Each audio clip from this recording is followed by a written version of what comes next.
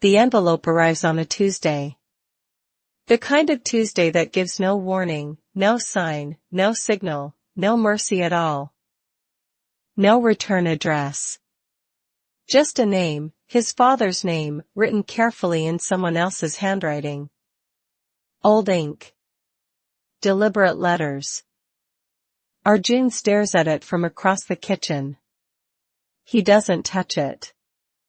Some things you sense before you even understand why. His father died 23 days ago. Heart failure, said the hospital. Arjun had signed the paperwork alone at 3 a.m. Rajan Verma. 61 years old.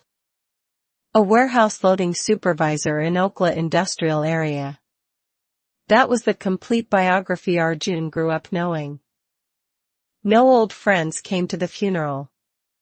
No former colleagues. No relatives from a past that apparently didn't exist. Just silence and marigolds. He picks up the envelope. His hands move slowly, the way they move when you open something you already sense will break you. Inside, 3 things. A photograph. A folded legal document bearing a government seal. And a small black USB drive with no label. The photograph stops him completely. His father, young, 30 maybe, standing straight in a proper suit, beside a man Arjun immediately recognizes. The man beside his father is a former prime minister. They are both smiling, the easy smile of 2 people who fully trust each other. Arjun turns the photograph over. On the back, in his father's careful handwriting, New Delhi. September 2004. Project Naagrik. Launch day. He plugs in the USB drive. No password. Whoever sent this envelope wanted him to find everything, all of it, immediately, completely. Files. Hundreds of them. Code repositories dated back to 2001. Internal government memos. Cabinet-level briefings. His father's name stamped across everything. Rajan Verma, Chief Architect, Project Naagrik. The man hadn't supervised warehouse loading. He had designed India's entire national digital identity framework. The system that became Aadhaar. The architecture holding biometric data for 1.4 billion citizens. Every government department today runs on his father's code. Arjun reads for 2 hours without moving from his chair. The chai goes cold. Outside, an election van blares promises. He hears nothing. Then he finds the resignation letter. Dated June 2006. 12 measured lines containing 20 years of swallowed rage and carefully chosen silence. His father had discovered something. The government planned to sell citizen data access to private corporations, no public announcement, no consent, nothing. Rajan Verma had refused. He wrote formal objections. He escalated to 3 different ministers through proper channels. All 3 ministers ignored him completely. His project clearance was revoked. His government email deactivated overnight. His name removed from every official document as though he had never existed. A suppression agreement was presented, 30 pages of dense legal language, designed to bury a living man alive inside his own enforced silence. At the bottom of that agreement, 1 witness signature. A minister still sitting in Parliament in 2026. Still powerful. Still completely untouched. The same minister who chairs India's new AI Governance and Digital Rights Commission. The man on primetime television weekly, defending citizen data protection. Arjun sits perfectly still. The specific kind of stillness that arrives right before something inside a person permanently, irreversibly shifts. He breathes. Reads again.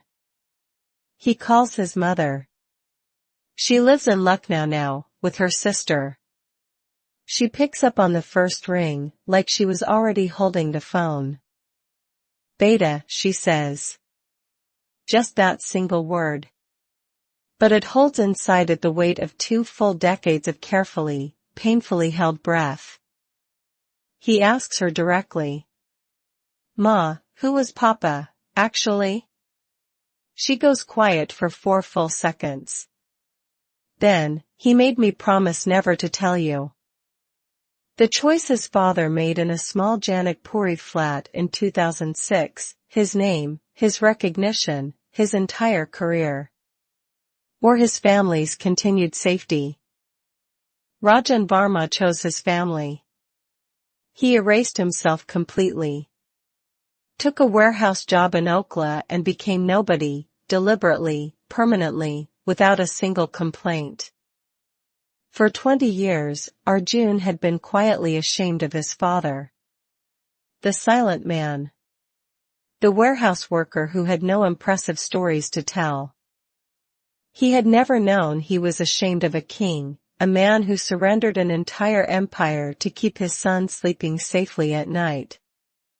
He doesn't publish the story that night. He sits on the kitchen floor and cries. Properly cries, the way adults rarely allow themselves. He cries for a father he never understood. For conversations that never happened. For every quiet dinner he'd silently wished his father were someone else. He spends 2 weeks verifying everything independently. He contacts 5 former government engineers. 3 respond. 1 agrees to speak fully on the record, by name. The story publishes on a Thursday morning, March 2026. The headline is plain, the man who built India's digital identity, and was erased for it. By noon, 14 million impressions. By evening, the minister's office releases a denial, 3 careful paragraphs that somehow manage to confirm everything readers suspected. Arjun goes back to the Okhla warehouse. He asks about his father's locker. The manager shrugs slowly, then leads him down a narrow corridor. Inside the locker, 1 single folded printed page. The original system architecture diagram. His father's complete blueprint for an entire nation's digital identity. Signed in blue ink at the bottom. Rajan Verma. Chief Architect. 2001, the first page of a kingdom that was never supposed to be seen. Arjun holds it the way you hold something irreplaceable, both hands, very carefully, barely breathing, like it might dissolve if you grip too hard. Some men wear their crowns where everyone can see. Others bury the crown completely, and carry the kingdom itself, silently, in everything they sacrifice. Arjun frames the diagram. Hangs it above his desk, in the flat where he writes every day. Where the whole world can finally see.